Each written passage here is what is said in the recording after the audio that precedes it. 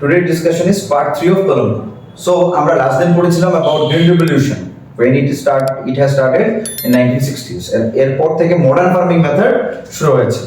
তাই এখন আমরা পড়ব যে third part of this chapter. তো প্রথমে কি আছে এখানে? Green revolution, effects of green revolution. And green revolution হলো কি যখন আমরা নিউ ধরনের মডার্ন ফার্মিং গুলোকে ইনপুট করা হয়েছে কিসের মধ্যে, ফার্মিং এর মধ্যে, সেটাকে আমরা গ্রিন রিভলিউশন বলে থাকি। এবং আমরা বলবো যে এখন এই যে গ্রিন রিভলিউশন সেটা ইমপ্যাক্ট বা ইফেক্ট কি রয়েছে। ইফেক্ট আর affect both are not same. Effect মানে হলো ফলাফল।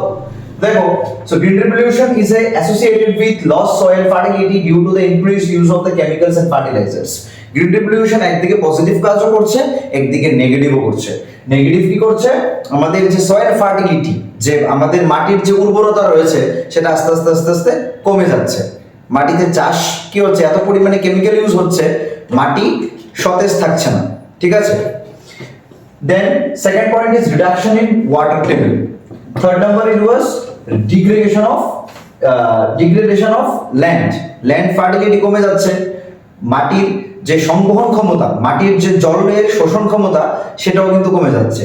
So this are the effects of what, green revolution. সেটা ম্যাক্সিমাম কি হয়, একটাই শুধু পজিটিভ জিনিস রয়েছে গ্রিন রিভলিউশনের, বাকি সব কিন্তু কি নেগেটিভ। পজিটিভ কি, যে আমরা অল্প সময়ে বেটার প্রোডাকশন পাই, বাকি all are what, negative impact.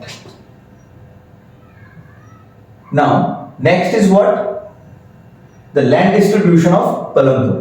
There are 60 families of medium and large farmers who cultivate more than 2 hectares of land. তো আমরা দেখি যে কি রয়েছে। Most of the families, around 150, সেটা আমরা একটু আগে পড়েছিলাম বা লাস্ট স্লাইডে পড়েছিলাম। 240 families cultivate small plots of land and less than 2 hectares in size. And these points are very important for short question. And 60 families রয়েছে, তারা মিডিয়াম ফার্মার্সও রয়েছে, আবার কিছু লার্জ ফার্মার্স রয়েছে। লার্জ ফার্মার্স কারা? যারা নিজের জমিতে কাজ করে। আর স্মল ফার্মার্স কাদেরকে বলি? যারা অন্যের জমিতে কাজ করে, দ্যাট ইজ পিজেন্ট। আমরা হিস্ট্রিতে পড়বো peasants. A few of the large farmers have land extending over 10 hectares or more. আর কিছু ধরনের বড় ফার্মার্স রয়েছে যারা বড় জমিতে কাজ করে থাকে। সেখানে কত হেক্টর জমিতে? 10 হেক্টর জমিতে। হেক্টরস মানে কি? That is measurement of land, right? আমরা পড়েছি। নেক্সট হচ্ছে কি, who will provided the labour কারা প্রোভাইড করে থাকে actually? Small farmers provide the labour required for the farming themselves, and medium and large farmers hire farm labourers to work on their fields. There is a heavy competition for work among the farm laborers. এখানে রয়েছে যে যাদের মধ্যে farming যারা করছে তাদের মধ্যে সেই কলম্বোর মধ্যে একটা হেভি কম্পিটিশন রয়েছে। ঠিক আছে, আমরা জানি যে সব মার্কেটের মধ্যে একটা কম্পিটিশন রয়েছে, তাই এই কলম্বোর মধ্যেও কিন্তু একটা বিগেস্ট কম্পিটিশন রয়েছে। কিসের মধ্যে? Farming related. বাট ম্যাক্সিমাম কি unskilled labour. People agree to work for lower wages, এবং all people are what eagerly waited to get a job, কারণ ওদের যেহেতু কোয়ালিফিকেশন নেই, ওরা যে কোনো ধরনের লোয়ার ওয়েজেস মানে কম বেতনের কাজও তারা করতে পারে, রাইট? আমরা এই পয়েন্টটা পড়বো যে who will provide the labour কারা আমরা পড়েছি, লেবারের ডেফিনেশন আমরা পড়েছি। Who will do the work, তাদেরকে আমরা কি বলি? লেবার বলে থাকি। এবার আমরা পড়বো যে the capital needed in farming. আমরা কটা ক্যাপিটাল পড়েছি? দুটো। একটা হলো কি ওয়ার্কিং ক্যাপিটাল, একটা হলো ফিক্সড ক্যাপিটাল, রাইট? তো এখন আমরা দেখব যে যারা ফিক্সড ক্যাপিটাল করছে তাদের কি রিকোয়ারমেন্ট রয়েছে? The rate of interest that they are taking loan from the banks. আর আমরা জানি যে গ্রামে গঞ্জে এসএইচজি কাজ করে থাকে, সেলফ হেল্প গ্রুপ যেটাকে আমরা বলে থাকি, রাইট? তো loan is very high. The medium and large farmers have their own savings from farming. কিন্তু যারা মিডিয়াম বা লার্জ ফার্মার রয়েছে তারা ইজিলি কি করতে পারে? লোন নিয়ে কাজ করতে পারে, because they have some asset. But ওই যে 150 ফ্যামিলি যেগুলো এসসি কমিউনিটির মধ্যে পড়ছে, যারা লোয়ার কাস্ট পিপল রয়েছে এন্ড লোয়ার ওয়েজেস তারা পাচ্ছে, ওদের কিন্তু সব থেকে বেশি প্রবলেম হচ্ছে কিসের জন্য? To take the loan, right? তো এটাই আমরা পড়ছি সেখানে। and they borrow from large farmer। আর যারা লোয়ার স্মল ফার্মার রয়েছে তারা উধার নেয়, কার থেকে নেয়?